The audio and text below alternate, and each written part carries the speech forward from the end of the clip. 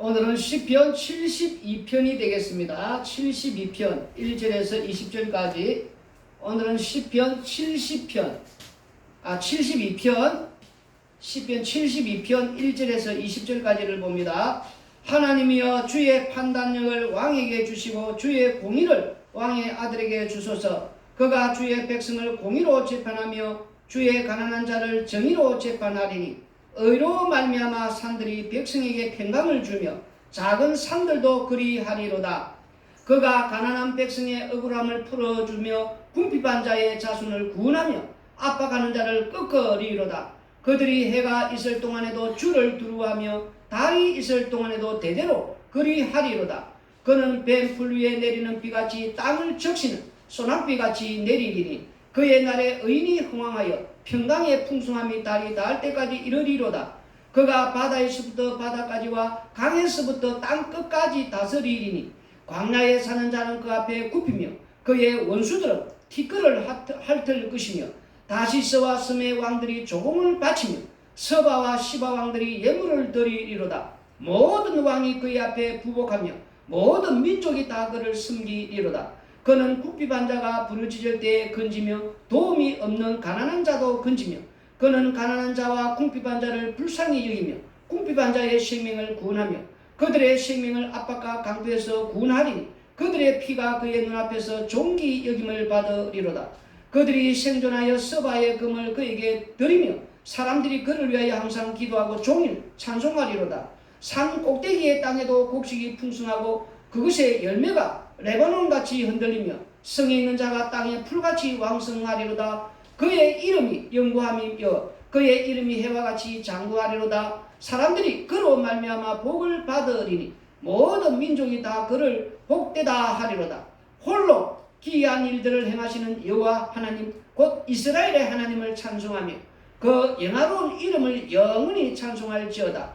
온 땅에 그의 영광이 충만할지어다. 아멘 아멘. 이새의 아들 다윗의 기도가 끝나니라. 아멘.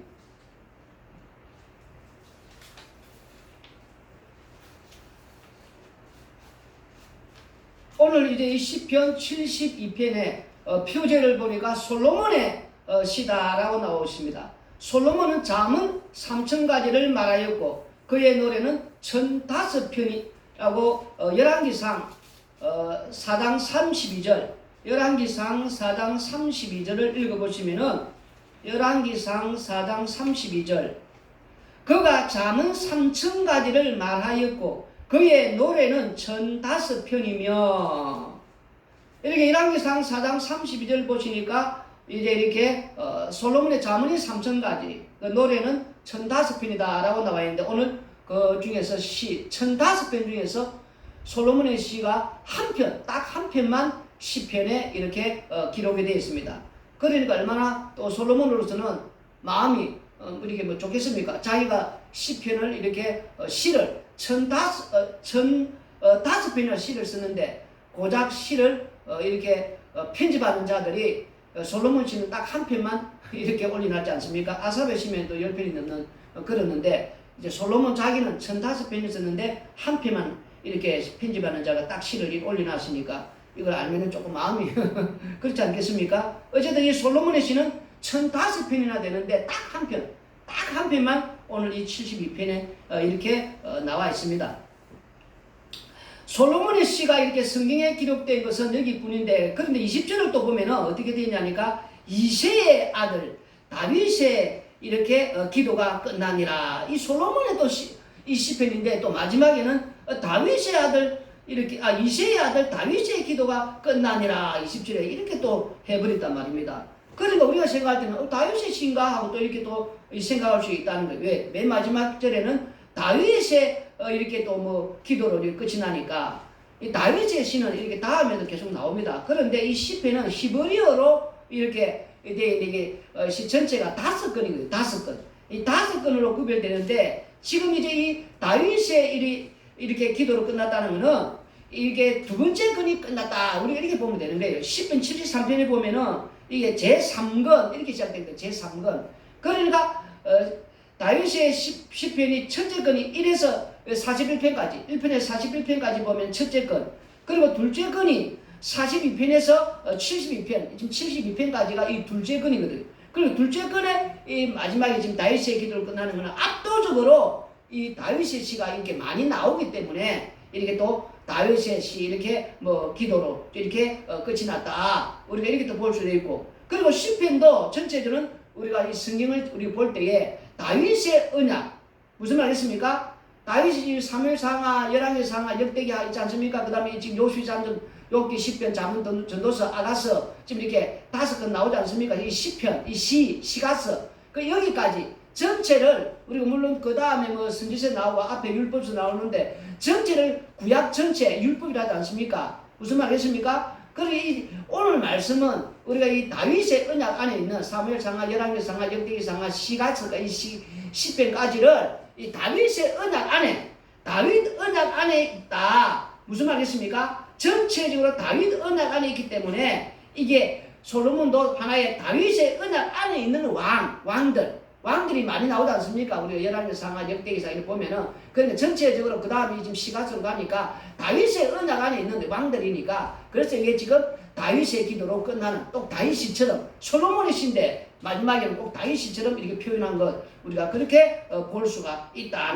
왜? 다윗 안에 있는 왕들이니까 전체가 다 이제 다윗을 지금 이렇게 말씀해주고 있으니까 그렇게 보면서 이제 우리가 72편 1절에서 4절까지를 보시면은 하나님이여 주의 판단력을 왕에게 주시고 주의 공의를 왕의 아들에게 주소서. 여기 보면은 이제 1절에 보면은 우리가 이제 이 시를 이 1절에서 4절은 어떤 왕에 대한 지금 그런 게 말로지 않습니까? 그러니까 이건 제왕의 시다. 왕들의 어떤 그런 것이니까 이걸 우리가 다른 말로 하면은 이 시는 제왕의 시. 어떤 왕들이 대관식을 할 때에 뭐 이렇게 부르는 노래 왕들이 지금 현재 이렇게 말하는 거 왕들이 대관식이지 않습니까? 영국의 그 왕 그 뭐 이렇게 대관식 할 때에 뭐 오케스트라라든지 뭐 찬양단이든지 뭐 있지 않습니까? 막 이렇게 해가지고 뭐 아주 오랜 고대 같으면은 뭐 종교계에 되면 뭐 교황까지 뭐 등장해서 짜고장하는 그 왕들의 대관식 할 때에는 그 웅장한 그런 어떤 대관식 할 때 왕들의 대관식 할 때 제왕들이 뭐 있지 않습니까? 뭐 그럴 때 부른 노래 뭐 그렇게 우리가 생각할 수 있다. 이렇게 그래서 제왕의 시다. 이 부분은 우리가 또 그렇게도 생각할 수 있고 그리고 그 왕이 어떤 왕이 또 되기를 원하냐 이런 대관식 할 때 지금 우리가 막 이제 왕이 이렇게 지금 대관식 하는 그 장면일 때 백성들은 그 왕이 어떤 왕이 되기를 원하느냐 이제 있지 않습니까? 뭐 그런 어떤 걸 볼 때에 지금 여기 보면 다윗이 지금 이제 이 왕과 왕들 나오지 않습니까? 우리가 이 하나님께 간구하기를 주의 판단력을 왕에게 주시고 주의 공의를 왕의 아들에게 주시기를 구합니다. 여기서 왕과 왕의 아들을 다윗과 솔로몬으로 우리가 보면 된다는 거예요. 그래서 하나님께서 다윗에게 언약하시기를 그 왕위를 영원하게 해 주시겠다고 사무엘하 7장 16절 읽어보시면은 사무엘하 7장 16절 우리가 사무엘하 7장 16절을 읽어보시면은 사무엘하 7장 16절 내 집과 내 나라가 내 앞에서 영원히 보존되고 내 왕위가 영원히 견고하리라 하셨다 하라. 여기 사무엘하 7장 16절 읽어보니까 지금 이제 이 하나님께서 다윗에게 언약하시기를 그 왕위를 영원하게 해 주시겠다라고 말씀을 하고 계십니다. 그러므로 하나님께서 왕에게 바른 판단력을 주셔서 공의와 정의로 재판하게 해달라는 거예요. 무슨 말이십니까? 그렇게 되면은 그 의로 인하여서 산들이 백성에게 평화를 준다라고 하는 겁니다. 산이 어떻게 백성들에게 평화를 줄 수 있느냐? 이스라엘 땅은 언약의 이런 땅이기에 하나님의 공의가 실행되면은 때를 따라 이렇게 비를 주신다는 겁니다. 그러면 그 산물이 산에서도 나온다는 거예요. 그래서 산의 짐승들도 먹을 거리가 이렇게 있을 뿐만 아니라 사람들에게도 먹을 거리를 준다라는 겁니다. 또 다르게 보면은 그러면 악인이 많으면은 가난하고 억울한 자들이 살 길이 없어서 어디로 산으로 들어가 산적이 된다는 거예요.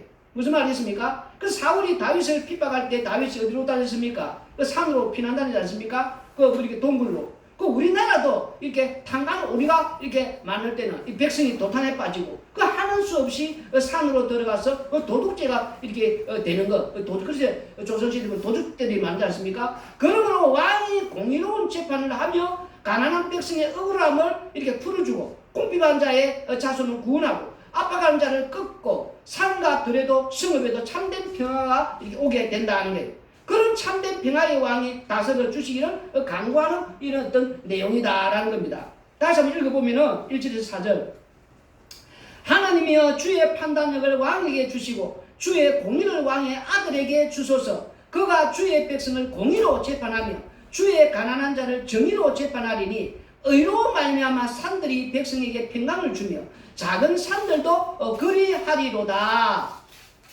그가 가난한 백성의 억울함을 풀어주며 궁핍한 자의 자손을 구원하며 압박하는 자를 꺾으리로다. 무슨 말씀입니까? 이런 식으로 이제 말씀을 읽으니까 방금 그런 형태로 우리가 이제 왕이 어떤 왕이 되는 않느냐, 이렇게 정의와 공의로 이렇게 좀 다스려주는 그런 왕이 되기를 이 대관식 때에 또 이들 노래를 부르면서 이들은 또 원했다. 그런데 불구하고 이들이 그렇게 하지는 못했다. 오히려 불의와 정의를 좀 못한 그런 재판 속에서 백성들이 억울함을 당하고 궁핍함을 당하고 더 핍박을 당하는 그러한 일. 처음에 이제 솔로몬도 등극을 할 때는 주의 판단력이 있었단 말입니다. 어떤 판단이 있었냐니까 재앙다고. 그래서 이제 어느 날 아기를 있지 않습니까? 어떤 두 여인이 이제 아기를 이렇게 낳고 아기를 잠을 자다가 한 엄마의 아기가 죽었어요. 그래서 이제 바깥치기 하면서 그 아기를 내 아기다. 그럴 때 이제 와서 서로가 내 아기다 하니까 이제 이 솔로몬이 누가 진짜 엄마인지 구별할 때에 칼을 가져오라 해가지고 그 아기를 반을 잘라서 이렇게 나눠주라 할 때에 진짜 그 엄마가 오히려 저 사람에게 주라고 죽이지 말라고. 그럴 때 이 여인이 진짜 엄마다 이렇게 이제 판단해서 지혜를 가지고 그렇게 하지 않습니까? 그런 식으로 어떤 것을 할 때에 사람의 인간으로서는 그런 거는 나올 수가 없는 지혜다.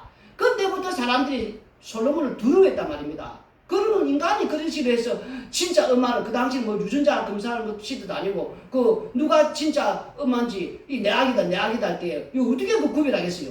그 인간에게 나올 수 없는 지혜. 그래서 그때부터 사람들이 솔로몬을 두려워했단 말이에요. 많은 나라의 열국들이 솔로몬에게 지혜를 배우러 오고. 근데 그 지혜는 하나님이 주신, 신이 주신 지혜니까 그거는 말 그대로 판단력이 있었다는 거예요. 지혜로. 그런데 솔로몬도 주의 판단력, 주님께서 주는 그 지혜가 떠날 때에는 막판에 됐습니까? 공주들 여러 나라에는 전부 예루살렘 앞에다가 신전을 짓고 신당을 짓고 다 그런 우상 숭배라는 그런 식이 되지 않습니까? 한마디로 나중에는 엉터리가 되는. 다윗도 똑같아요. 처음에는 주의 판단력이 갈 때는 얼마나 잘했습니까? 나중에 주의 판단력이 이러니까 간음하고 살인하는. 무슨 말이겠습니까? 이런 식이 된다는 거예요. 주의 판단력과 이런 지혜가 있을 때만이 정의롭고 공의로운 이런 어떤 사회를 만드는, 다시 말해 참된 평화, 오늘 말해 이 평강이 있는 이 세상을 만들 수 있는데 구약시대를 보면은 그렇지를 못했다. 아무도 이런 평강이 있는 이런 아름다운 평화에 참 평화가 있는 세상을 만들지를 못했다. 그럼 오늘 우리가 살고 있는 세상은 어떻느냐? 정의로운 세상이냐? 공의로운 세상이냐? 모든 것이 공정하냐? 그렇지가 않다는 거예요. 오늘날 똑같다는 거예요. 정의가 사라진 지 오래고 공의롭지 못한 사회, 불법과 불의가 판을 치는 그 구약시대에 그래서 멸망하듯이 오늘 시대도 똑같다는 거예요. 유전무죄가 지금도 통하는 시대가 아닙니까? 여러분 지금도 똑같다는 거예요. 법에 가보면은 있는 자들은 들어갔다가 잠시 있다가 다시 나오고 없는 사람 조그만 죄를 짓더라도 엄청난 끝까지 진역을 또 사는. 그래서 교도관이 그렇게 말하지 않습니까? 거기 들어오는 아무도 다 불평불만 나는 억울하다 하는 거예요. 지금 하나같이. 왜냐하면 자기는 이 정도 조그만 죄를 지는데 자기보다 더 큰 죄를 지은 사람들은 금방 나가더라는 거예요. 또 들어오지도 않고. 그러면서 이게 무슨 정의로운 거이냐. 자기도 조그만 죄도 죄를 지는데도 불구하고 자기보다 더 큰 죄를 지은 자들이 감옥에 안 들어오다가 금방 나가버리니까 이거는 억울하다는 거죠. 그 정의롭지 못한 불법의 상황. 거기다 더한 것은 오늘날 우리가 또 선거할 때 보면은 저 사람은 정가 14번, 저 사람은 정가 4번, 그런 자들 나와가지고 이렇게 선거를 하고 또 그런 분들이 또 당선이 되고. 근데 정가가 하나도 없는, 정가가 전혀 없는 분들, 그런 분들은 또 또 이상하게 떨어지고 당선되지 않고 사람들도 예면을 받는 이것도 우리가 봐야 된다는 거예요. 오늘 우리한테도 백성들한테도 문제가 있다는 거예요. 지금 이런 정의롭지 못한 공의롭지 못한 이런 세상을 만드는데 하나의 죽음이 될 수 있다는 거예요. 우리가 선거 때 보면 날마다 보지 않습니까? 어떻게 해서 정가 14번, 정가 4번 뭐 이런 분들이 당선이 되고 정가가 전혀 없는 분들은 인기가 없는 다른 사람들로부터 예면을 당하는 이런 걸 보면서 우리가 우리 자신을 보면서 어떤 사람, 다시 말해서 정가가 전혀 없는 사람들이 영향력이 있고 사람들이 이렇게 좋아하고 그런 분들을 우리가 이렇게 우대하고 그런 분들이 이렇게 나라를 좀 다스리게 하고 이렇게 돼야 되는데 우리는 그런 분들을 싫어한다는 거예요. 정가가 많을수록 사람들이 좋아하는 이상하게 그러니까 이게 공정하고 이렇게 또 정의로운 이 사회가 될 수가 있느냐는 거예요. 이런 오늘 우리가 하나님 민간 백성들부터 정신 차려야 된다는 거예요. 정말 내가 하나님 앞에서 바로선 진짜 말씀 안에 쓴 사람이라면은 우리가 먼저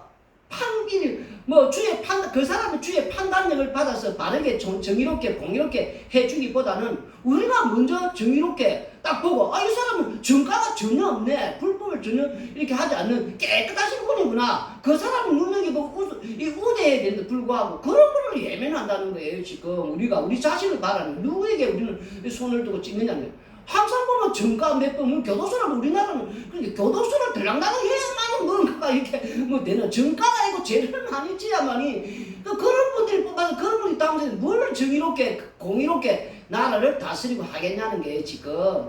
그래서 이 세상은 오늘 말씀 중에서 뭐라는 겁니까? 참 평화. 너희들이 원하는 참 평화, 평강은 있을 수가 없다는 것을 또 그래서 말씀을 하고 있다는 거예요. 지금 평강은 우리가 벌써 불법을 저지르는데 무슨 평강과 평화를 원하느냐, 뽑는 게 똑바로 뽑지를 않는데. 그래서 우리한테도 기독교인들, 특히 예수 믿는 사람들은 이런 것부터 자신을 돌아보면서 하나님 앞에 정직하게 자신부터 진짜 우리가 제대로 되려면 정가 없는 분들을 우대하고 눈여겨보고 그분들이 대접받는, 대우받는, 말로 하더라도 영향력이 있는, 근데 정가가 있는 사람들이 말이 더 영향이 있는 시대고 우대를 받으니까 이게 문제라는 거예요. 무슨 말이겠습니까? 그러니까 우리가 이런 걸 보면서 이 기독교가 예수 믿는 자들이 이걸 빨리 고쳐야 된단 말이에요. 예수 믿는 자는 사람들부터 정신 차려서 정가가 없는 분들, 깨끗한 분들을 우대하고 그분들을 우리가 눈여겨보면서 이렇게 대접을 해주면은 이런 게 다 고쳐져요. 누구든지 이렇게 해서는 안 되겠다, 정직하고 바르게 해야만이 뭐가 되겠다, 이렇게 바뀌게 됐단 말입니다. 근데 우리가 앞장서서 그런 분들을 찍어주고 그런 분들을 이렇게 대우하고 정가가 보면 하나도 없는데도 불구하고 그분들이 예면하니까 이게 지금 문제가 아닙니까? 우리가 세상에서 생각해봐요. 정가 없는 분들이, 깨끗한 분들이 정직한 사람 아닙니까? 근데 왜 정직하고 정가 없는 분들 말을 예면을 하고 무시하고 정가가 분이 14억이면 우리가 그 뻔히 알면서 그분들 말을 경청을 하고 우대하는 그게 문제라는 거예요. 지금 얼마나 엉터리입니까 지금? 말 그대로 엉터리 아닙니까 지금? 하나님 있는 백성부터 똑바로 해라 하는 거예요 지금. 우리는 인간들은 그렇게 똑바로 하지 않는다는 거예요. 그래서 세상은 참 평화 없으라. 뭐 맨 마지막에 나오겠지만 이 세상은 참 평화가 없단 말입니다. 그래서 평화가 없다는 걸 말하고 있다는 거예요 지금. 그러니까 옛날에는 사람들이 먹고 살기 힘드니까 어디로 갑니까? 다 산으로 가고 들로 가고. 왜? 힘드니까 그 도둑이 될 수밖에 없는 무수우니까. 아무런 모았으면 다 이렇게 탄광 우리들이 막 이렇게 뺏어가고 뭐하고. 그러지 않습니까? 정의와 공의가 상실되면은 백성들이 힘들어요. 그래서 백성들은 도둑대가 될 수밖에 없고 산직이 될 수밖에 없는. 그러나 정의롭고 공의로운 왕이 이 세상을 다스리면은 왜? 약속의 땅은 이제 큰 산, 작은 산, 이 산이 왜? 온 이 약속의 땅 전체가 다 약속의 땅은 이른 비와 늦은 비, 정의롭고 공의롭게 다스리면은 왕이 다 그렇게 해서 적절하게. 그래서 때를 따라서 이렇게 비를 주시니까 우리나라에도 그렇지 않습니까? 농부들이 농사 짓는데 딱 적절히 장맛비가 팍 오야만이 그게 단비. 비가 와야 단비. 농사 잘 되는 단비처럼 이게 된다는 거예요. 근데 지도자가 잘못되고 왕이 잘못되고 제대로 이렇게 불의와 이렇게 공정하지 못한 이렇게 다스리면 평화가 없으니까 나라도 흉년이 드는, 기근이 드는 그런 식으로 또 오늘 말씀하고 있단 말입니다. 나라가 이렇게 이런 비와 늦은 비 적절하게 안 주니까 흉년들고 기근 될 수밖에 없고 백성들은 먹을 게 없으니까 먹거리가 없으면 어떻게 되겠어요? 그런 수에 또 탄간우리는 또 가난한 자들을 이렇게 뺏고 그렇게 사진이 나오지 않습니까? 그가 가난한 백성의 억울함을 이게 불을 주며 궁핍한 자의 자손을 구원하며 압박한 자를 끄거리로다. 이렇게 오히려 악인들은 이걸 하니까 진짜 제대로 된 이 평강의 왕이 와야만이 이런 거 없애주는 가난한 자를 이렇게 억울함을 이렇게 풀어주고 이렇게 해결해주는 구원하고 아빠가 그걸 악인들을 그냥 적각 못된 거사 이러면서 심판을 하고 그래야 이게 지금 나라가 돌아올 거 아닙니까 제대로. 무슨 말이겠습니까? 평안의 왕이면 그렇게 한다는 거예요. 오늘날 시대 똑같아요. 적각 악인들은 심판을 하고 딱 이렇게 하고 가난한 자들 억압받는 자들 억울한 자들 그를 다 이렇게 뭔가를 마음에 응어리지는 걸 풀어주고 그렇게 이 뭡니까 제대로 된 왕 그걸 지금 말씀을 해주고 있다라는 거예요 지금.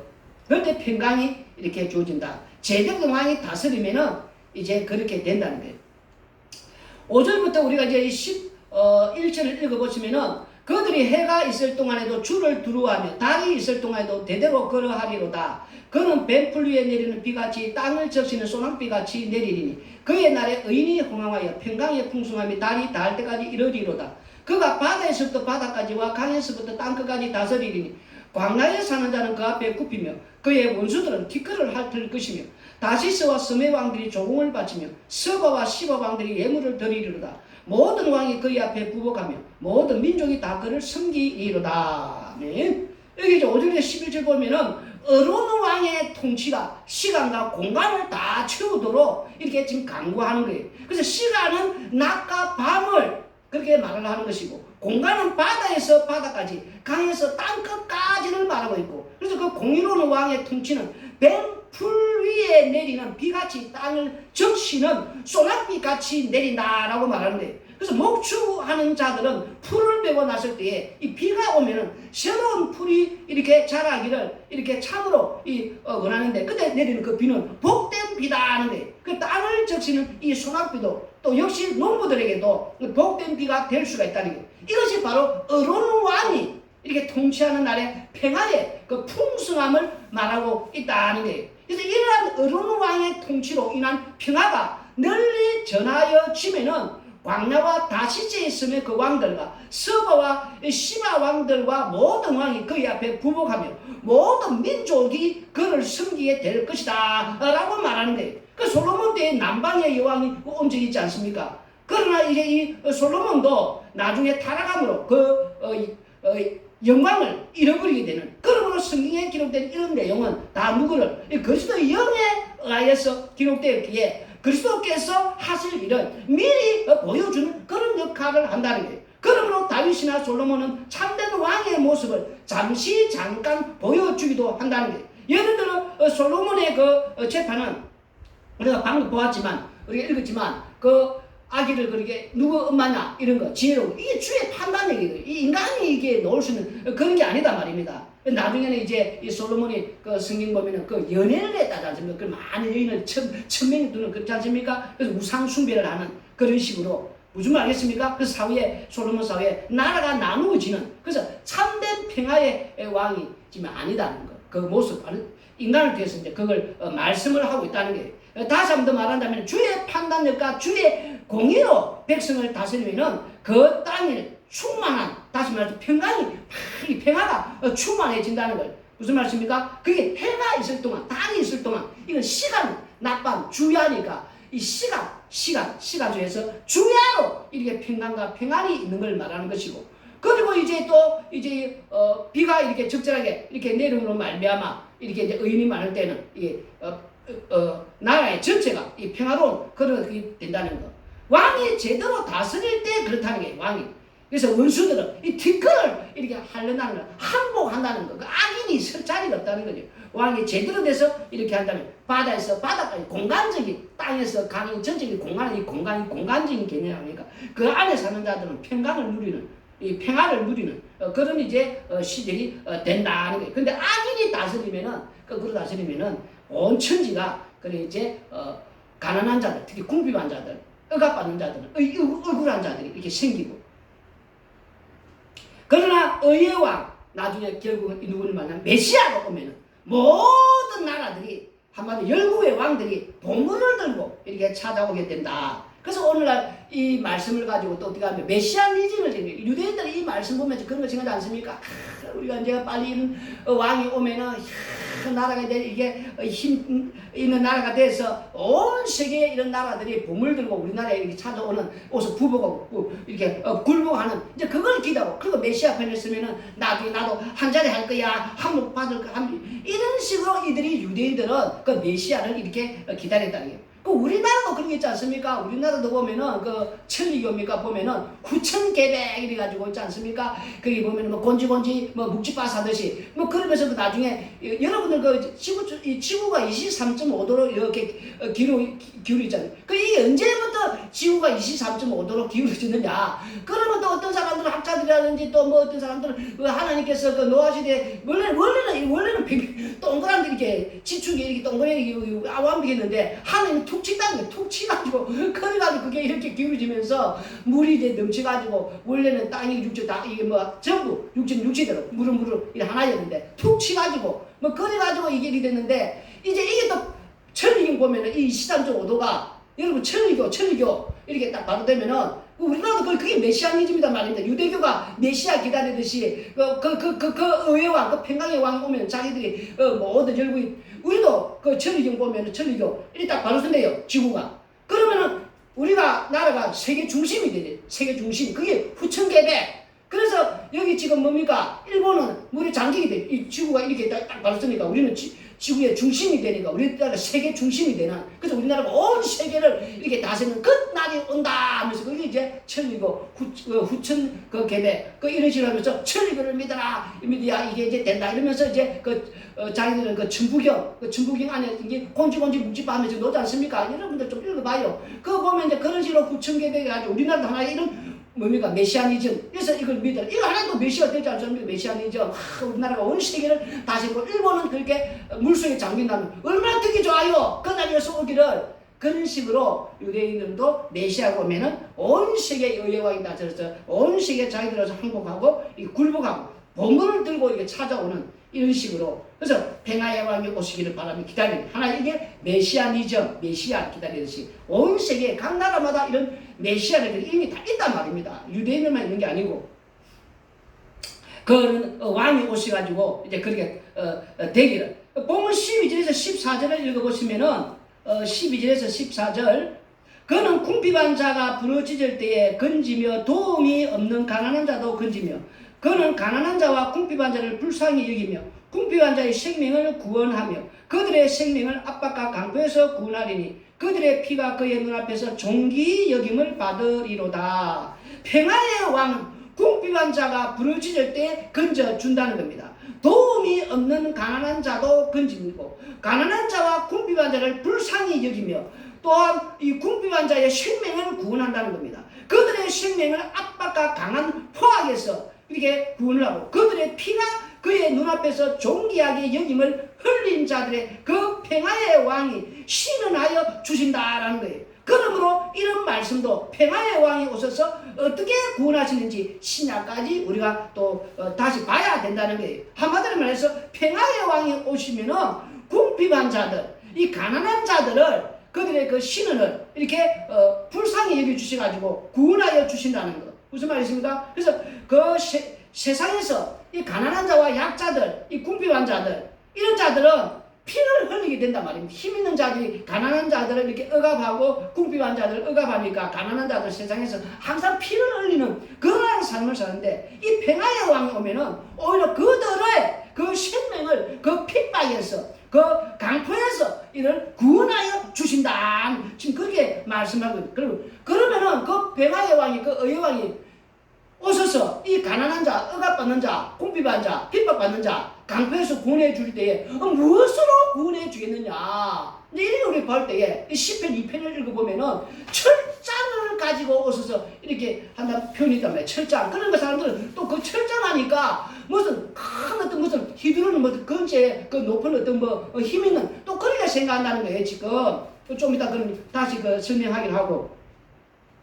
어떤 간에 그를 이제 이 악을 물리치려면은 어떤 왕이 와야 하느냐, 어떤 왕이 와야만이 그런 가난한 자들을 이런 것을 이제 그들 속에서 이렇게 구원해낼 수가 있느냐. 15절에서 우리가 17절까지 읽어보시면은 그들이 생존하여 서바의 금을 그에게 드리며 사람들이 그를 위하여 항상 기도하고 종일 찬송하리로다. 산 꼭대기의 땅에도 곡식이 풍성하고 그것의 열매가 레바논같이 흔들리며 성에 있는 자가 땅에 풀같이 왕성하리로다. 그의 이름이 영구하며 그의 이름이 해와 같이 장구하리로다. 사람들이 그로 말미암아 복을 받으리니 모든 민족이 다 그를 복되다 하리로다. 여기 지금 이제 15절에서 우리가 17절을 읽어보시니까 참된 평화의 왕에 의하여서 구원받은 자들은 주께 항상 기도하고 종일 찬송하게 된다는 겁니다. 공의로 통치함으로 앞에서 말씀드린 대로 때를 따라 비가 내리니 산 꼭대기도 땅에도 곡식이 풍성하다는 거예요.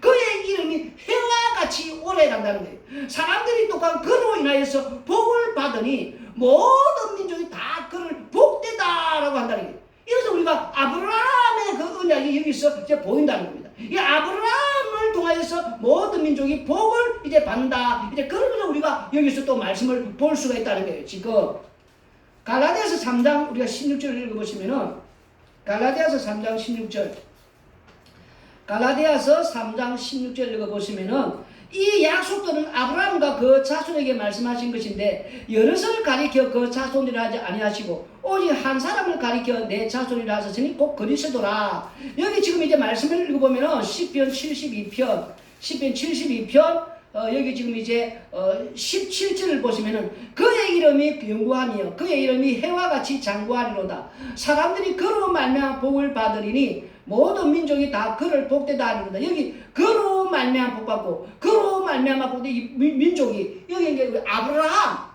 구약에 보면은 아브라함을 통하여서 너를 통하여서 너로 말미암아 너에게 복 주면 복받고 또 저주하면 저주받는 그 말씀 여기 담겼단 말이에요. 그럼 그 아브라함을 통해서 복받는 아브라함 그 민족이 복받는 아브라함은 또 무슨 믿었냐니까 갈라디아 3장 16절 보니까 그리스도 예수님을 통하여서 이제 복을 받는 그러니까 여기 궁극적으로 만약 그를 통하여는 예수님을 통하여서 복을 받고 예수님으로 말미암은 모든 민족이 복을 받는 이렇게 나간다는 게 무슨 말이겠습니까? 그럼 여기서 말하는 것도 예수님이 오시면은 이제 평화의 왕은 이제 그리스도 예수님이시다. 이제 이런 걸 또 우리가 볼 수가 있다는 거예요 지금. 그 우리가 생각할 때 철장을 가지고 오는 악을 물리치러 오는데 어떤 왕이냐? 예수 그리스도. 예수님이 오시면 그 의의 왕이 돼서 이런 말씀의 산 꼭대기에도 곡식이 풍성하고 왕성하고 땅에 풀같이 이렇게 지금 이제 이게 만다 이 하나의 복을 받는 그 말을 한다는 게 무슨 말이십니까? 그래서 이제 이 말씀을 보면서 그러면 그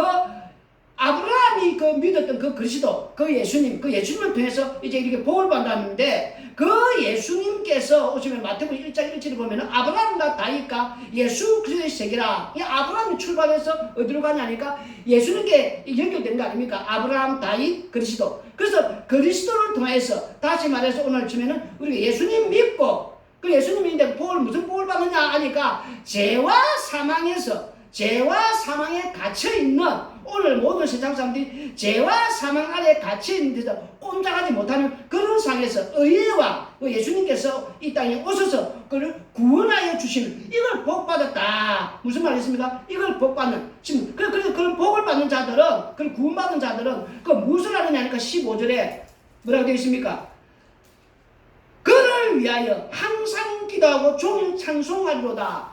예수 그리스도를 통해서 우리가 이런 죄와 사망 아래 갇혀있다가 꼼짝없이 하지 못하다가 그 예수님께서 우리를 구원해 주심으로 말미암아 우리는 항상 그 예수님을 기도하고 그 다음에 그 예수님을 종일 이렇게 찬송한다. 지금 이걸 말씀을 하고 있다는 거예요. 무슨 말이겠습니까? 그러니까 우리는 먹고 배부르면 그러면 이거 어떻게 되느냐 이렇게 하지 않는다는 게 지금 그게 신명기 8장 우리가 지금 11절에서 14절 읽어보시면은 내가 오늘 네게 맹하는 여호와의 명령과 법도와 규례를 지키지 아니하고 네 하나님 여호와를 잊어버리지 않도록 삼갈지어다. 네가 먹어서 배부르고 아름다운 집을 짓고 거주하게 되며 또 내 소와 양이 번성하며 네 은금이 정직되며 네 소유가 다 풍부하게 될 때에 네 마음이 교만하여 네 하나님 여호와를 잊어버릴까 염려하노라. 여호와는 너를 애굽 땅 종됐던 집에서 이끌어내시고 여기 지금 이제 보면은 이제 11절 14절 이 신명기 8장 우리가 방금 보았는데 가난할 때는 이제 이렇게 우리 와서 항상 기도하고 그 다음에 또 이렇게 종일 찬송하는 이렇게 하는데 배가 부르면은 먹을 게 이렇게 넘치면은 이렇게 하지 않는다는 걸 지금 왜 하나님을 잊어버린다는 거예요. 그 오늘 우리나라를 바라는 거예요. 우리가 꼭 가난할 때는 얼마나 우리가 하나님 앞에 나와서 열심을 내고 기도하고 찬송하고 막 주여 하면서 이렇게 울부짖고 하나님 앞에 나왔는데 지금 이제 우리가 이렇게 배부르고 이렇게 뜬덩거리니까 우리가 지금 이렇게 항상 기도하고 종일 찬송하고 이렇게 지금 사는다는 게 지금 우리가 가난할 때는 우리가 제 아래 사망 아래까지 꼼짝이 이 자체를 이 삶 살 때는 와서 이렇게 구해주지 않습니까? 그런데도 불구하고 그러면 분명히 항상 기도하고 매일 이렇게 종일 찬송한다 이렇게 나오고 불구하고 배부르니까 또 배부르면 잊어버려 배부르니까 지금 우리가 이렇게 안 산다는 게 지금 무슨 말이겠습니까? 그러니까 우리 자신을 바라는 게 매일 항상 기도하고 그리고 종일 찬송하며 이 15절에 나오는 이렇게 구원받은 자로서 이렇게 사느냐는 게 지금 구원받았으면 그렇게 산다지 않습니까? 구원받은 자들은 항상 기도하고 매일 찬송하며 종일 찬송하면서 그 다음에 지금 이제 이 18절에서 우리가 지금 이제 20절 읽어보시면은 홀로 기이한 일들을 행하시는 여호와 하나님 곧 이스라엘 하나님을 찬송하며 그 영화로운 이름을 영원히 찬송할지어다. 온 땅에 그의 영광이 충만할지어다. 아멘 아멘. 지금 이제 우리가 이 18절에 보면 홀로 귀한 일들을 행하시는 여호와 하나님을 이렇게 찬송하는 본문이 이제 18절 20절 보면 홀로 귀한 일들을 행하신다 할 때 왜 홀로 귀한 일을 행하시느냐 그 이유는 사람들은 이해하지 못하는 그 나라이기 때문에 그렇다는 거예요.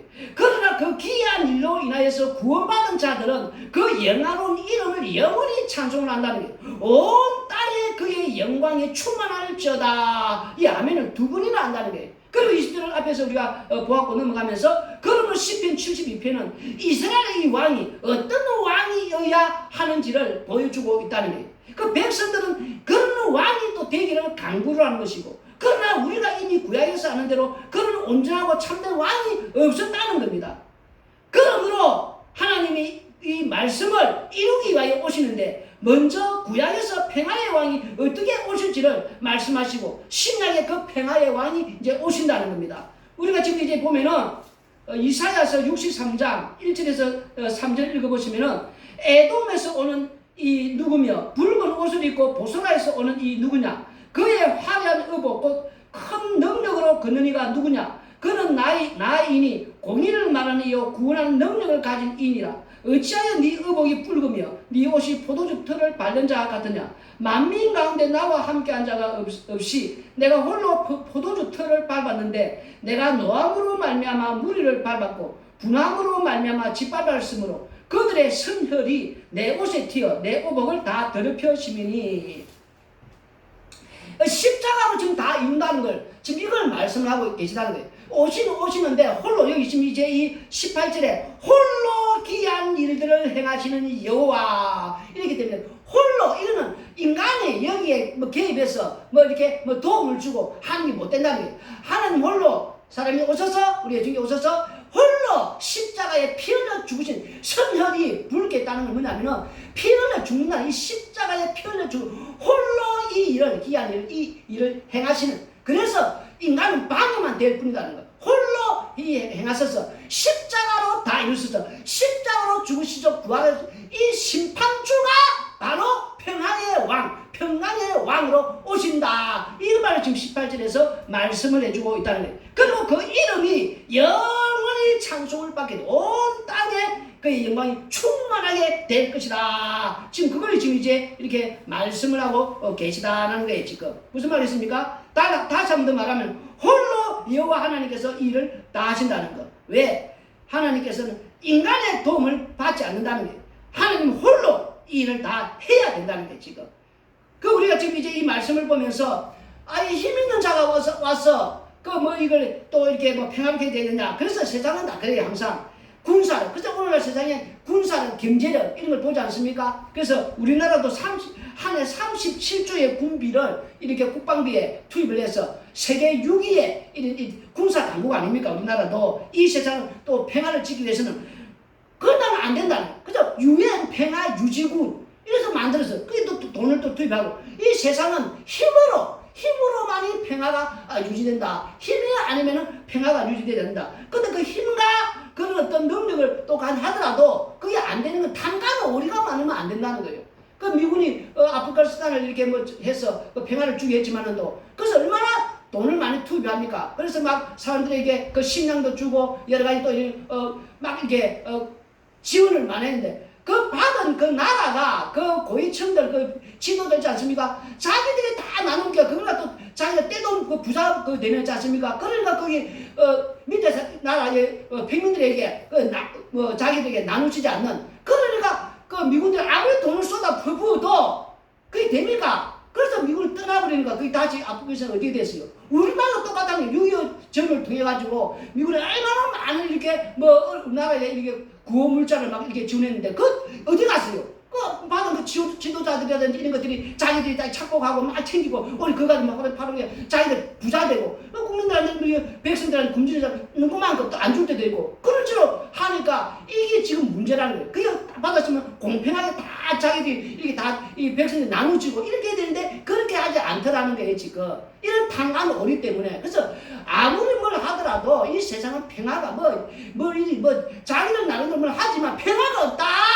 평화가 안 된다. 평강이 없다. 이 세상 평강이 없다는 거예요. 그래서 진짜 평화의 왕이 와야 된다는 거예요 지금. 그것이 지금 이제 우리가 알고 있는 이사야서 9장 1절에서 7절 이사야서 9장 1절에서 7절 이사야서 9장 1절에서 7절 읽어보시면은 이제 성경 몇 구절 찾아보고 우리가 마치는데 전에 고통받던 자들에게 흑암이 없으리로다. 옛적에는 여호와께서 스불론 땅과 납달리 땅이 멸시를 당하게 하셨더니 후에는 해변길과 요단 저쪽 이방의 가리를 영화롭게 하셨느니라. 흑암에 행하던 백성이 큰 빛을 보고 사망의 그늘진 땅에 거주하던 자에게 빛이 비치도다. 주께서 이 나라를 창성하게 하시며 그 즐거움을 다하게 하셨으므로 추수하는 즐거움과 탈취물을 나눌 때에 즐거움같이 그들이 주 앞에서 즐거워하오니 이는 그들이 무겁게 맨 멍에와 그들의 어깨에 채찍과 그 앞지자의 막대기를 주께서 꺾으시되 미디안의 날과 같이 하셨음이니이다. 어지리 싸우는 군인들의 신과 피 묻은 그 도시 불의 습같이 살라지리니 이는 한 아기가 우리에게 낳고 한 아들을 우리에게 주신 바 되었는데 그의 어깨에는 정사를 메었고 그의 이름은 기모자라 모사라 전능하신 하나님이라 영존하신 아버지라 평강의 왕이라 할 것임이라. 그 정서와 평강의 더함이 무궁하며 또 다윗의 왕자와 그의 나라에 군림하여 그 나라를 굳게 세우고 지금 이후로 영원히 정의와 공의로 그것을 보존하실 것이라. 만군의 여호와 열심히 이를 이루시리라. 아멘. 여기 이제 여호와의 열심히 홀로 이루는데 어떻게? 정의와 공의로 진짜 정의와 공의로 일을 이룬다는 거예요. 지금 무슨 말이십니까? 그래서 그렇게 정의와 공의로 보존할 수 오시는데 그러면 그분이 누구냐니까 악의로 온다는 거예요. 우리가 지금 할 때 메시아면 유대인들이 메시아님 그렇잖아요. 힘 있는 뭔가 철장 가지고 막 군사로 지금 선택스러운 무기, 핵무기 뭐 이런 걸 들고 와가지고 이걸 다 부숴가지고 힘있게 해서 평화를 가져오는 그런 식이 아니고 악의가 와서 어떻게 평화롭게 평강을 주는 참 세상을 그렇게 정의와 공의롭게 만든다는. 그러니까 그 이제 오는데 가만 놔둡니까? 자기들이 기다리는 메시아는 힘 있는 뭔가 근처에 있는 뭔가 경제력이나 뭔가 이게 딱 볼 때 벌써 핵무기 가져왔네. 야 스텔스 무기 가져왔네. 야 이제 온 세상 무너뜨려서 우리가 되겠다 이렇게 되는데 악의가 오니까 되겠습니까? 그 메시아는 뭐이겠어요? 그래서 예수님은 십자가에 못 박아. 너는 메시아는 아니야. 우리나라 기다리는 힘이 있는 세상을 정복할 만한 거기를 줘야 돼. 나도 힘 줘야 되고 뭐든지 달라달라면 다 줄 수 있는 딱 보니까 이건 나한테 뭐 줄 수 있겠구나. 힘을 주겠구나. 성공 주겠구나. 복을 주겠구나. 필요한 거 다 채워주겠구나. 우리나라는 이렇게 뻔데게 온 세상을 이렇게 열왕들이 봉을 들고 와서 엎드릴 정도로 뭔가 다 세상 굴복하게끔 그런 힘 있는 그런 왕 맞구나. 그런데 그게 아니잖아요. 죽이버린다. 네가 뭘 네가 무슨 네가 구원해라.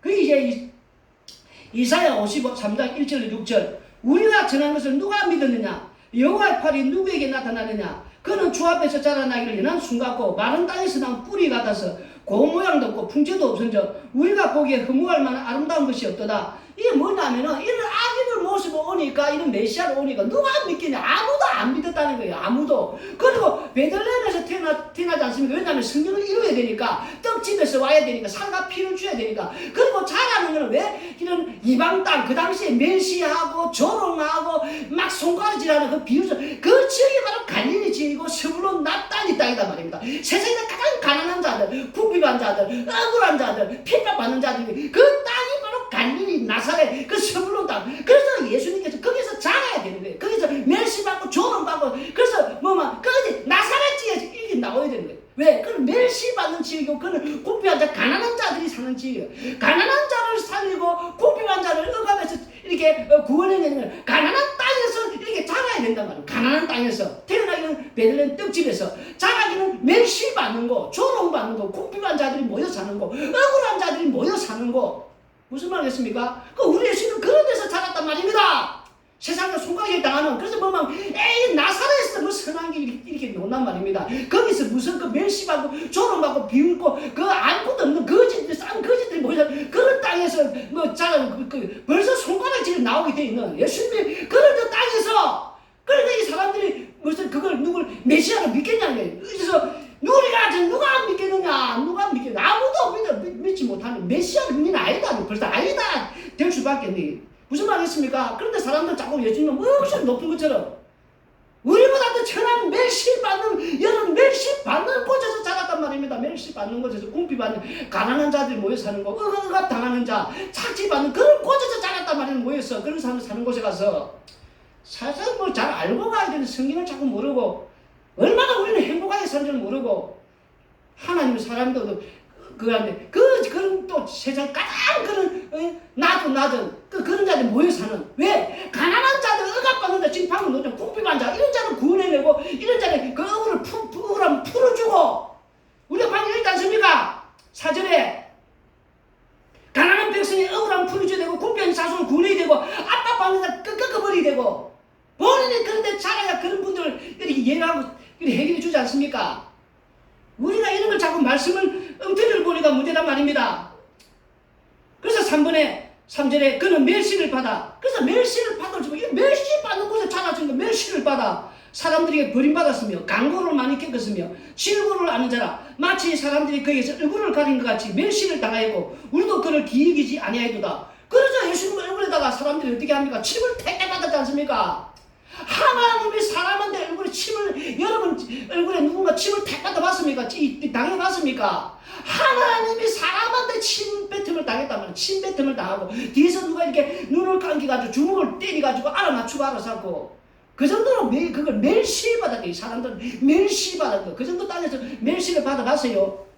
그리고 4절에 그는 실로 우리의 질고를 지고 우리의 슬픔을 당하였거늘 우리는 생각하기를 그는 징벌을 받아 하나님께 맞으며 고난을 당한다 하느라. 그런 사람들이 예수님이 이렇게 십자가 지고 올라갈 때에 어떻게 조롱을 했습니까? 아이고 얼마나 큰 죄를 지었으면 얼마나 악독한 죄를 지으면 저 십자가를 지고 이런 식으로 말했단 말입니다. 막 눈물 흘리면서 예수님 따라가면서 막 이렇게 그래 십자가 안 지셔야 되는 이런 말하는 게 아니고 사람들이 조롱을 했단 말이에요. 얼마나 많은 죄를 지었길래 얼마나 무슨 죄를 지었길래 얼마나 악독한 죄를 지었길래 왜 십자가는 그런 사람이 지명기거든요. 십자가는 사람 따라가면서 그런 말을 했단 말입니다. 뭐 좋아하는 줄 압니까? 지금 이 말씀처럼 얼마나 많은 죄를 지었길래 그런 고난을 당하나. 그가 찔림은 우리의 허물 때문이요 그가 상함은 우리의 죄악 때문이라. 그가 징계를 받음으로 우리는 평안을 누리고 그가 채찍에 맞음으로 우리가 나음을 받았도다. 우리는 다 양같아서 그런 행하여 각기 제대로 갔거늘 여호와께서는 우리 모두의 죄악을 그에게 담당시켰었도다. 이렇게 우리의 모든 죄 우리가 이렇게 억울함을 당하고 이런 온갖 이런 멸시꾼을 당할 때 그 죄를 짊어지고 고린도서 5장 21절에 홀로 이 죄를 짊어지고 우리 죄를 담당해서 여러분들이 멸시하고 얼굴에 침을 택택 받고 그 다 당했지 않습니까? 주먹으로 막 때리고 알아맞혀서 십자가 달리는 거. 야 내려봐라 네가 하나님의 아들이었던 네가 하나님의 아들이었던 네부터 내려와서 구원해봐라. 그럼 우리 믿어줄게 아닙니까? 지금 그 뜻은 그럼 믿어줄게. 네가 믿어줄게. 그런 식으로 조롱을 당했다는 게 지금. 그 누가 그걸 메시하려고 저 사람이 뭐 우리를 평안을 주고 평강을 주겠냐? 믿겠냐는 거예요. 어느 누가 예수님이 이 세상 평안을 주고 평강을 주고 아기 모습으로 왔지, 그런 비참한 모습으로 왔지, 아무도 안 믿었다는 게. 아무도. 스가랴서 9장 9절에 10절 시온에 따라 크게 기뻐할지어다, 예루살렘에 따라 즐거이 부를지어다. 보라, 네 왕이 내게 임하시나니 그는 공의로우시며 구원을 베푸시며 겸손하여서 나귀를 타시나니 나귀의 작은 것 곧 나귀 새끼니라. 내가 에브라임의 뱅거와 예루살렘의 말을 끊겼고 전쟁하는 할도 끊으리니 그가 이방 사람에게 화평을 전할 것이요 그의 통치는 바다에서 바다까지 이르고 유브라데 강에서 땅끝까지 이르리라. 여기 지금 이제 말씀 나오잖아요. 시온에 따라 예루살렘에 따라. 이게 왜 딸을 했느냐 하면은 우리 예수님께서 지금 뭐냐, 이 왕이 내게 임한다. 신랑하면 신랑, 우리 예수님 신랑, 그리고 딸은 신부. 우리가 신부기 때문에, 이 예수님의 신부기 때문에 이게 따라 지금 이렇게 말을 하고 있다는 거. 그리고 예수님께서 오실 때 지금 이렇게 말씀 보면은 나귀를 타죠. 나귀. 이 스가랴서 9장 9절에 보면 나귀 타는 겸손한 게거든요. 겸손. 예수님이 나귀 타고 오시기 때문에 우리가 그만이 예수님이 이제 백마 타고 만약에 왔다, 자기들 생각이 기다리는 백마 타고 철장 들고 오는, 그때 벌써 이미 심판받아 끝났어요.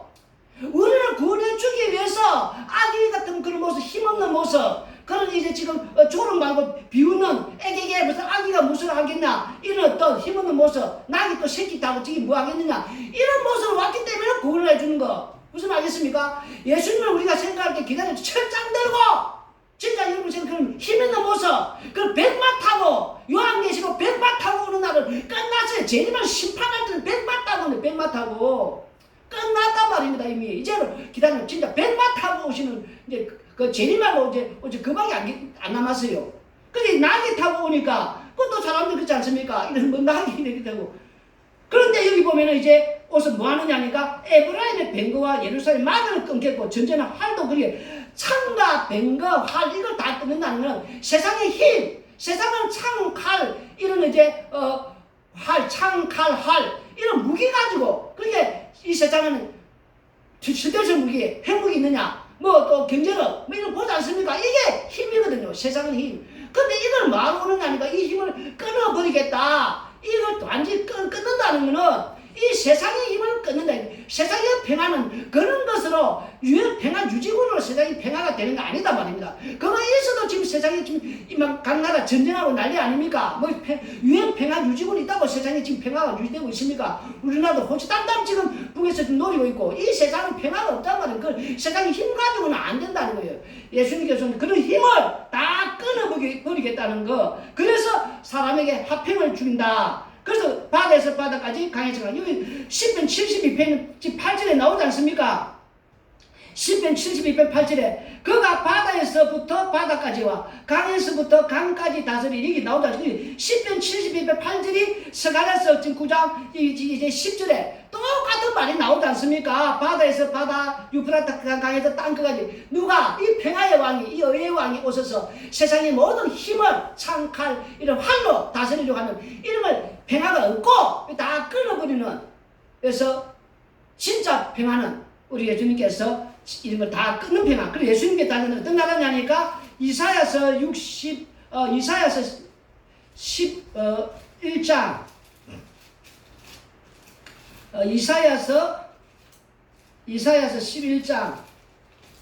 이사야서 11장 이제 6절부터 읽어보시면은 그때 이리가 어린 양과 함께 살며 표범이 어린 염소와 함께 누우며 송아지와 어린 사자와 살찐 짐승이 함께 있어 어린 아이에게 끌리며 암소와 곰이 함께 먹으며 그것들의 새끼가 함께 엎드리며 사자가 소처럼 풀을 먹을 것이며 젖먹는 아이가 독사의 구멍에서 장난하며 젖된 어린 아이가 독사의 굴에 손을 넣을 것이라. 내 거룩한 산 모든 곳에서 해됨이 없고 상함이 없을 것이니 이는 물이 바다를 덮은 같이 여호와를 아는 지식이 세상에 충만할 것임이니라 하면, 바로 이 해함과 상함이 없는, 독사 어린 아이가 손을 넣어도 물지 않는 어디서 십자가 안에서, 바로 이 예수님께서 낙이 타고 예루살렘 들어가서 이제 십자가 죽으심으로 말미암아 그 십자가 안에 바로 이런 나라, 이 평화의 나라, 이 나라가 있다는 게 세상 밖에 있는 게 아니고 십자가 안에 바로 이 나라가 있다. 십자가 안에, 지금 십자가 안에 있는 이거 이야기하는데 사람들은 낙이 새끼 떠 오니까 또 스가랴 9장 9절 아니까 사람들은 와 호산나 호산나 하면서 왜 이제 이 너들 로마 너가 이제 멸망시키고 이제 진짜 우리가 이제 세상에 다 우리에게 보물 두고 찾아오는 이런 이제 큰 나라, 이런 강한 나라 이제 되게 해줄 거다. 이들은 왜 스가랴서 9장 9장을 이 말씀을 나귀 새끼 들어 이건 알고 있거든요. 그 나귀 새끼 예수님이 들어오니까 우리 이들은 이렇게 생각했단 말입니다. 근데 그게 아니란 말입니다. 이제 말씀을 보면은 누가복음 2장 11절에서 14절, 누가복음 2장 11절에서 14절 읽어보시면은 오늘 다윗의 동네에 너희를 위하여 구주가 나섰으니 곧 그리스도 주신다. 너희가 가서 강보에 쌓여 구유에 니인 아기를 보리니 이것이 너희에게 표적이니라 하더니 홀련히 수많은 천군이 그 천사를 함께 하나님을 찬송하여 이르되 지극히 높은 곳에서는 하나님께 영광이요 땅에서는 하나님이 기뻐하실 사람들 중에 평화로다 아니라. 우리가 옛날에 보면은 10월 24일 되면은 통금이 없었어요. 제 어릴 때는 우리나라에 이런 24시간이 아니고 밤 10시 넘으면 사이렌 불면 다 통금 시간이 있었단 말입니다. 통금 시간이 있어가지고 밤 늦게 싸돌아다니면 이렇게 돌아다니면 다 잡히 들어갔어요. 그런데 유일하게 1년에 딱 한 번 이 12월 24일 이 크리스마스 전날 이때는 이 통금이 없었단 말입니다. 그럴 때는 세상에 이 사람들이 뭐 어린아이 남녀도 할 것 없이 다 밖에 나와가지고 막 춤추고 놀고 뭐 자기들이 이렇게 뭐 기뻐하는 그런 날인 줄 알고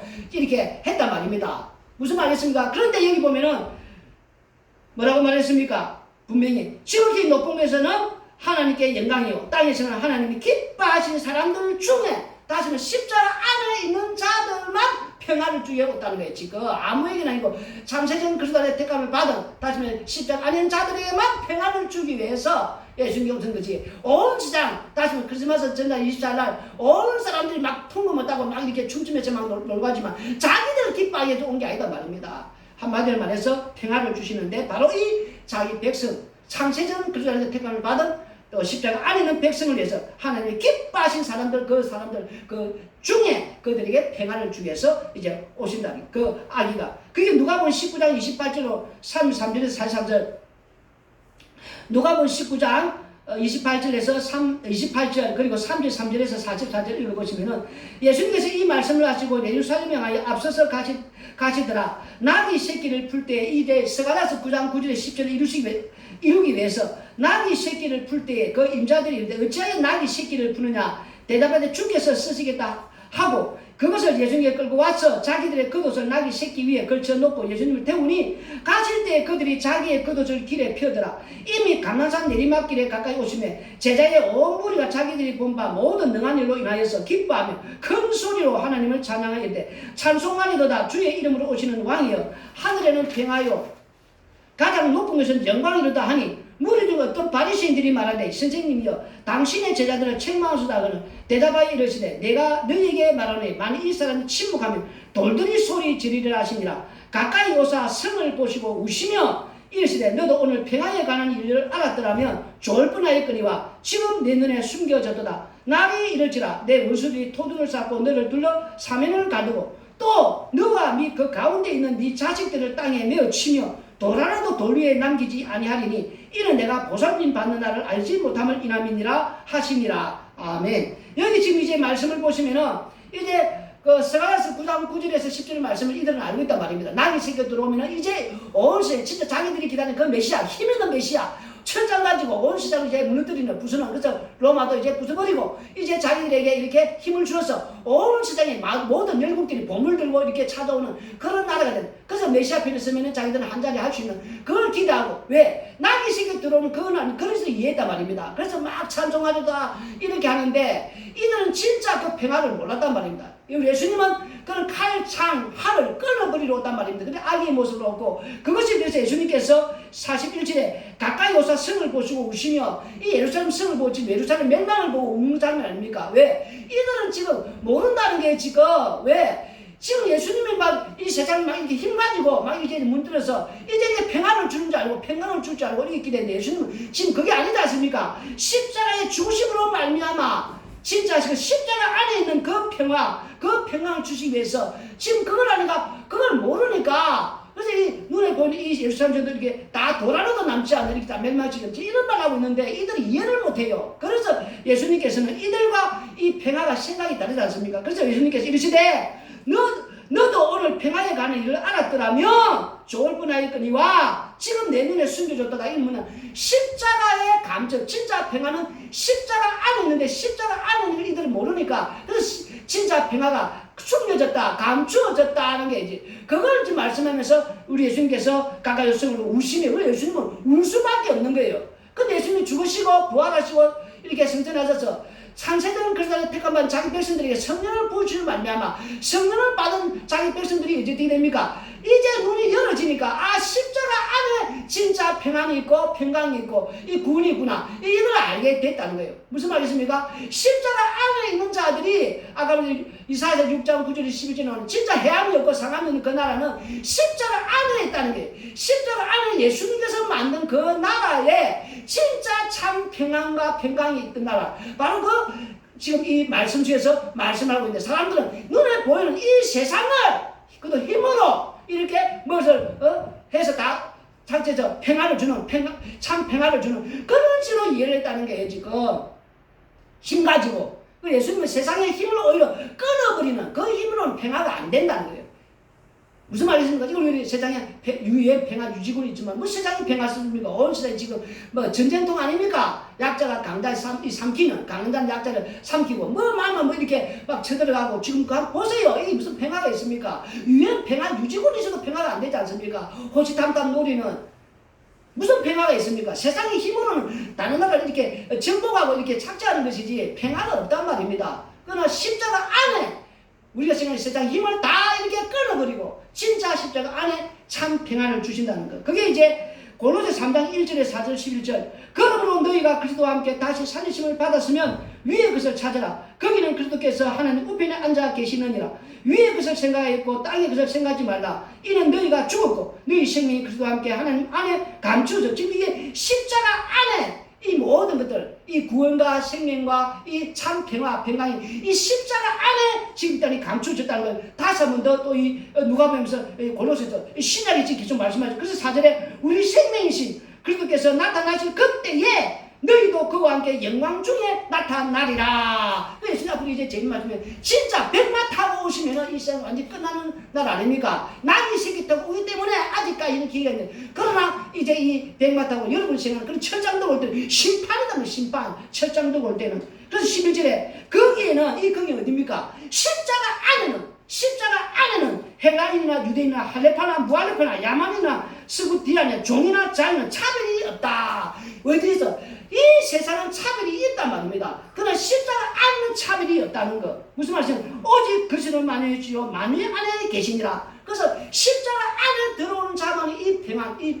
평강을 누릴 수 있다는 것. 그래서 참 평안을 이렇게 누릴 수 있다는 걸 그걸 지금 말씀을 하고 있다는 거예요 지금. 그래서 지금 우리가 비발디의 그 여러분들이 그 세상에 참 평화 없어라 집에서 그런 거 한번 들어봐요. 비발디의 그 참 평화 없어라 들어보면 이 땅에 뭐라 했습니까? 이 땅에 평화가 있느냐? 예수 그리스도의 십자가로 나타난 평화를 알지 못하면 우리는 거짓된 예수 그리스도의 십자가로 나타난 이 평화를 알지 못하는 것이고 또한 다시 말해서 평화에 현재 쏟고 있다는 것입니다. 무슨 말이겠습니까? 그래서 영원하고 참된 평화는 예수 그리스도의 십자가 안에만 있다는 것. 예수님 안에 십자가 안에만 참 평강이 또 있다는 걸 말씀하십니다. 근데 이 말씀을 또 우리가 보면서 우리 이제 비발디의 그 노래 있지 않습니까? 세상에 참 평화 없으라. 그게 라틴어로 되어 있는데 그걸 보면은 세상에 참된 평화가 없습니다. 참된 평화는 예수님 안에만 있습니다. 질병과 고통 속에도 순결한 사랑을 소망합니다. 이 세상에 참된 평화가 없는 이유는 세상은 그 모습은 화려함으로 기만하고 있기 때문입니다. 그래서 감춰진 상처로 썩어갑니다. 웃으면서 우리를 따르는 그들로부터 도망치게 하소서. 그들은 교묘한 즐거움을 보여줌으로 거짓으로 우리를 지치게 만듭니다. 악마의 침묵은 미녀와 꽃 사이에서 그 치명적인 독을 감춘 채 또아리를 풀지만 그 엄밀한 입맞춤으로 인하여 사랑에 빠져버린 우리 세상의 사람들은 꿀을 할 듯이 그것에 탐닉합니다. 이런 노래를 우리가 지금 세상에 참된 평화 없어라 비발디 이 노래 가사 그렇단 말입니다. 오늘 세상 사람들은 이런데 속삭이는 이 사악한 악린 여기가 평안 좀 그 달콤한 그 독을 좀 빨아먹는데 그게 독인 줄 모르고 그걸 탐닉하면서 그게 세상의 평안 줄 알고 그게 지금 이렇게 할 듯이 탐닉하면서 이 산다는 게 그 십자가 안에만 진짜 평안이 있다는 거. 무슨 말이십니까? 그래서 우리가 이 말씀을 보면서 오늘 고린도서 3장 11절처럼 십자가 안에는 차별이 없단 말이에요. 가난한 자, 부한 자, 뭐 이렇게 학력 높은 자, 뭐 이렇게 할레파, 무할레파, 유대인 인기 않습니까? 자유인, 종 이런 게 없단 말입니다. 진짜 평안은 십자가 안에서만 있다는 거예요. 십자가 안에. 그 십자가 안에서 들어와야 된다는 거. 십자가 피 공로로 만들어진 그 나라, 예수님의 나라. 그 나라만 진짜 그 안에 평안이 있고 평강이 있고 참 평화가 있다라는 거예요, 지금. 그래서 우리 오늘 말씀을 생각하면서 예수님 안에 사는, 십자가 안에 사는 자들은 참 평안을 누리고 산다는 거예요. 기도드리겠습니다. 고마우신 아버지 하나님, 땅에 사는 날 동안에 우리는 계속 눈에 보이는 이 세상에서 참 평화, 참 평강 우리가 얻어내고자 또 누군가가 그렇게 만들어주기를 바라지만 이 세상에는 결코 그런 참된 평화가 아버지 없다는 것을 깨닫게 하여 주옵소서. 오히려 아버지의 달콤한 이 아버지의 독을 가지고 속삭이면서 그거나 자 열심히 꿀먹듯이 핥아보라고 아버지 우리가 탐닉하면서 빠져들게 만드는 아버지 그런 걸 깨닫게 해 주시고 오직 십자가 안에 예수 그리스도 안에 생명과 구원과 참 평안 차별이 없는 그야말로 아름다운 나라 예수님이 십자가에 피로 만든 그 나라 우리는 그 나라의 힘으로서 오늘 삶을 깨닫고 감사하며 살게 하여 주옵소서. 예수님 이름